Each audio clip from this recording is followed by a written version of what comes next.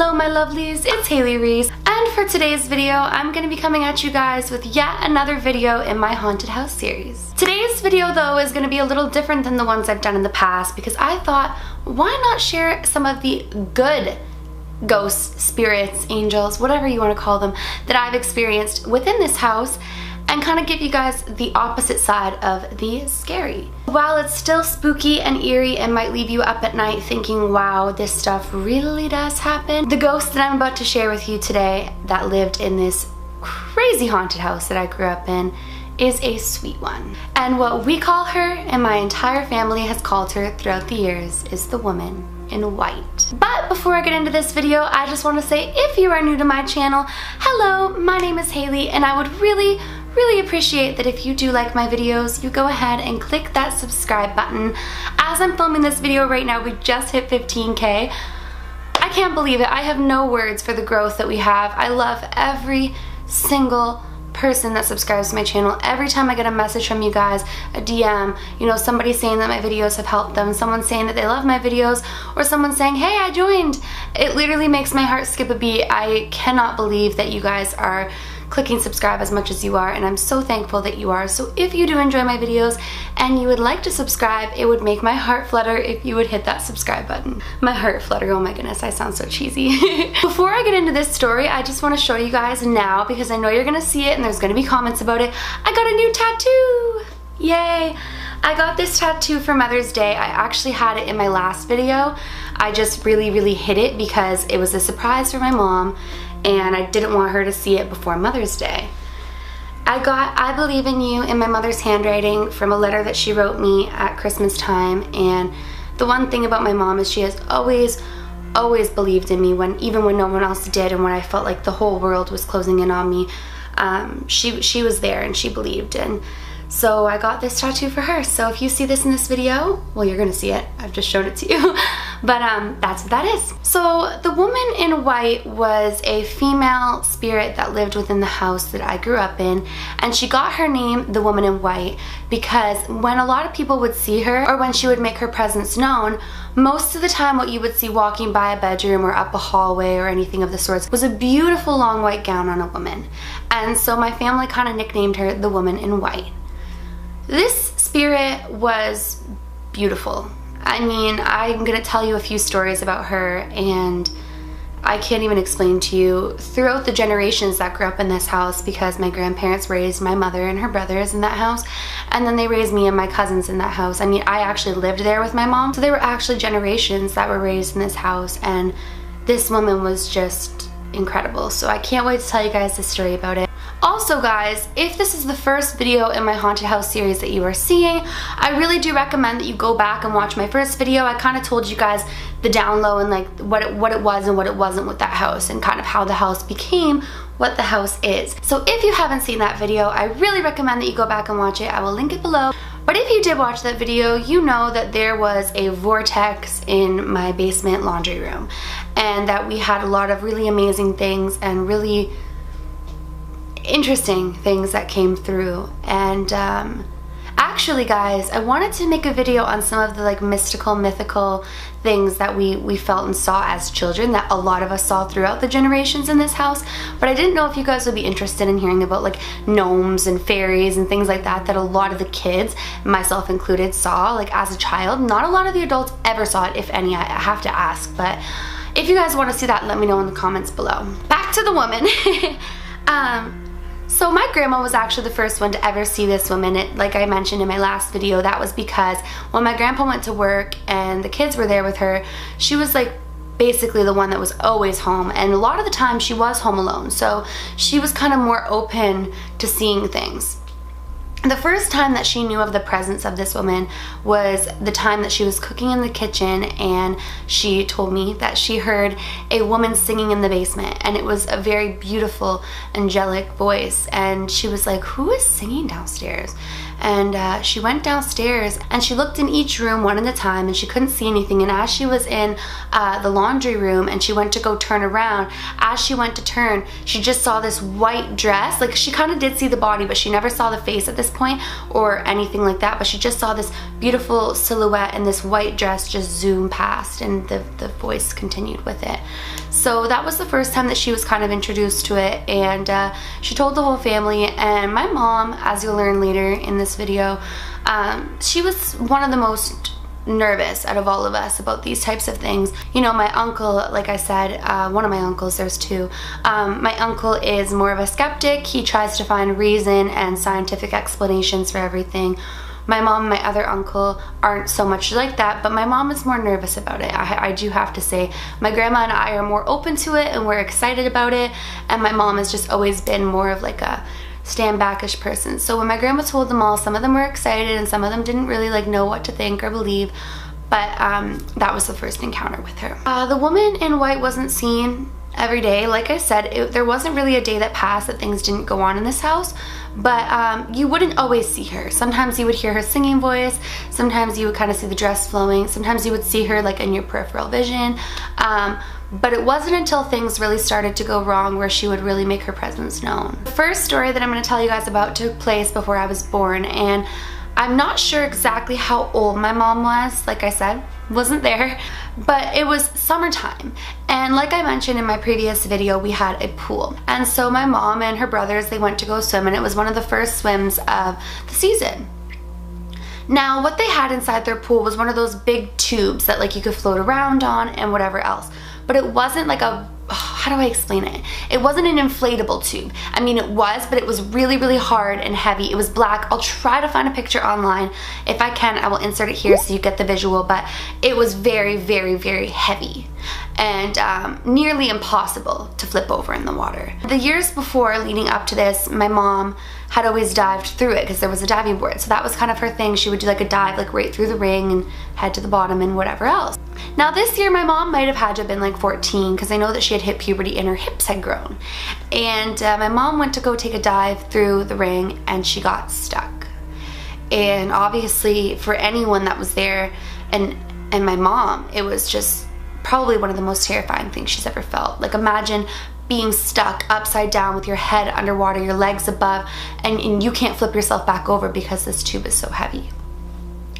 So my grandpa jumps into the water and he's trying so hard to flip this tube over. Like he's trying with everything he has. This is his little girl, like she's about to drown. My mom's flailing. Like, oh, I can't even like imagine what he must have been going through, let alone my mother, like being the person trying so hard to help somebody. And my poor grandpa, that's actually his picture in the back, guys, if you've ever noticed. I know it's blurred, so you guys can't really see it, but he's just, oh my goodness, he passed away, but he is like the sweetest man in the whole world, and I miss him with my entire heart. But anyways, he's obviously not here to tell the story, but he was for many years. And he said that it was almost as if all of a sudden something gave a push. And it wasn't adrenaline, it wasn't his adrenaline, it wasn't that he suddenly got the strength. No, it was as if he was pulling the same way he had been, and all of a sudden the tube just flipped with my mom over in it, and my mom's gasping for air. And in the midst of choking on the water and gasping for air, my mom's looking around and everyone's like, what? And she's like, they're like, are you okay? And whatever else. And when she had finally calmed down, she said, who else was in the water? And my grandpa said, what are you talking about? She said, the woman. The woman helped you flip the tube. Who was it? And at first they all kind of thought, like my grandma and all the others, not my grandpa, they all kind of thought, you know, is she like hallucinating, or what, was she losing too much oxygen? And my mom said, the woman helped flip the tube over. And that was when my grandpa kind of took a step back and said, I felt like something or somebody helped push that tube, because there was no, oh, I'm gonna cry for some reason. That makes me so scared. That's my mom, you know, like that's, oh. He said there was no way he was getting that tube over, that it was so hard.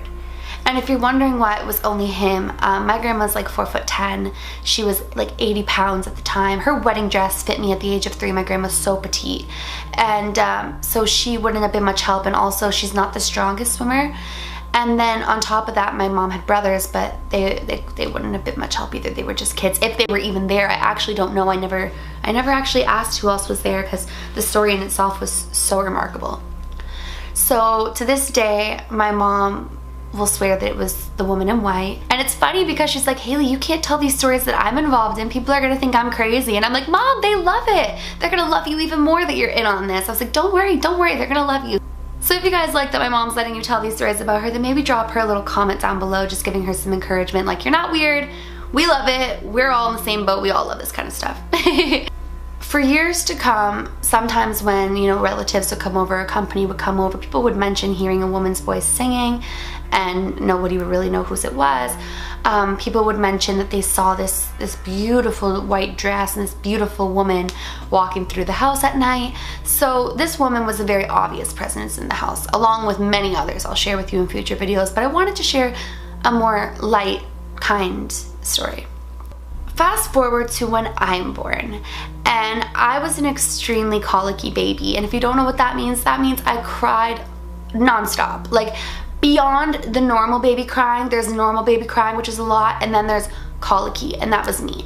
And we would later find out, we would find out, like, as if me being a little baby was in the meetings, like, so what's going on with me?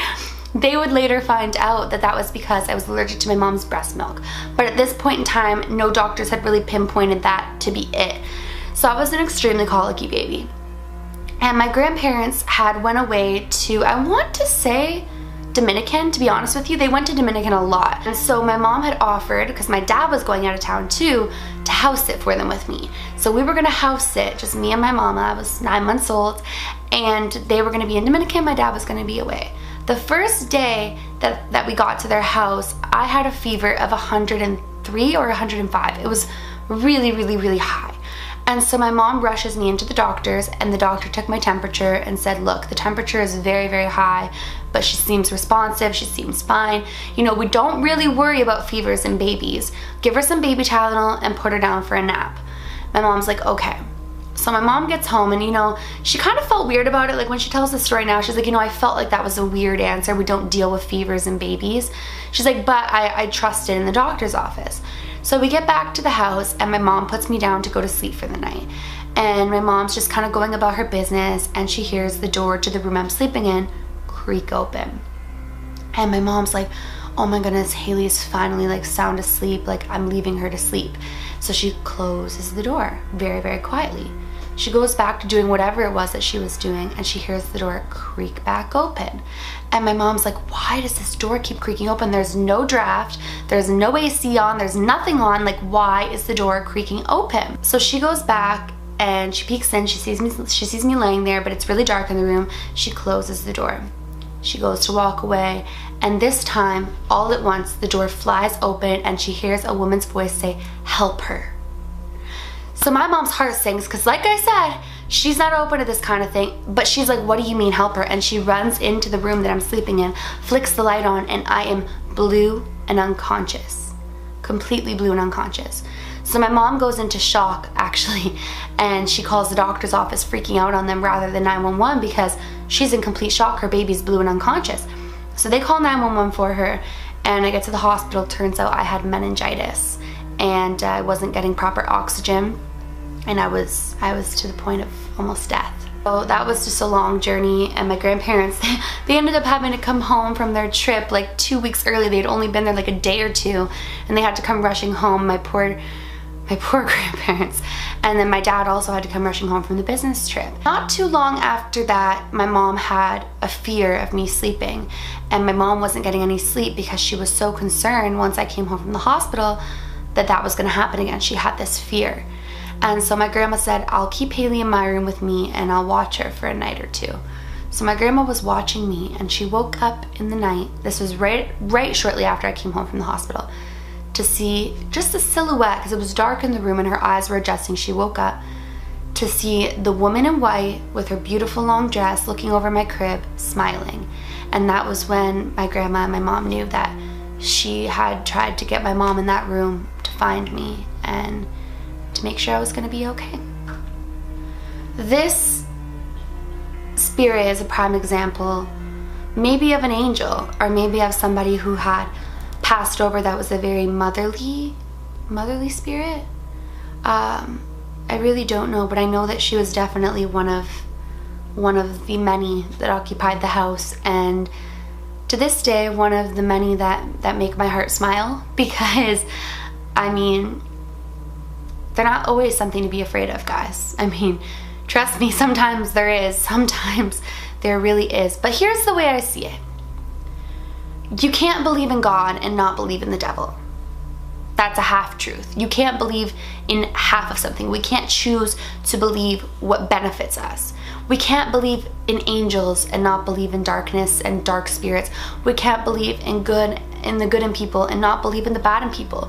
Because unfortunately, there's usually in this world two sides to everything.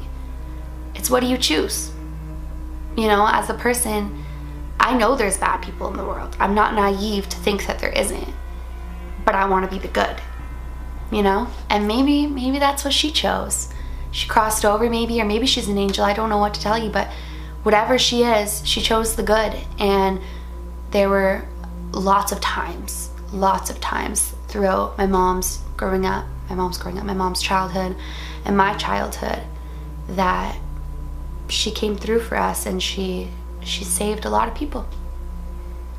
I know some of you might think that this is a little crazy, and I'm not here to tell you to believe in anything. These are my experiences. These are what I believe. I have such strong faith in the universe. And I believe in these things. I've seen them, guys. I've seen them. And that's why I've created this series, because this exists and I want to share my stories with you guys. Well, that is all that I'm going to share on the woman in white for today's story time. If you guys want to hear more about her, or you're excited to hear more in my haunted house series, please go ahead and click that subscribe button. I get so excited every single time I see one of you subscribe. Like I said, guys, I'm not kidding you. I love and appreciate every single one of you. It's unbelievable. Like, you guys make my heart so full. I'm so thankful. And if you really did enjoy it, please give this video a big thumbs up. Like I always say, it makes me so happy when you do that. There are going to be so many videos coming, guys. I have so many awesome stories to share with you, and I really don't want you guys to miss when I upload. Remember, my loves, do all things with kindness. And until next time, love you.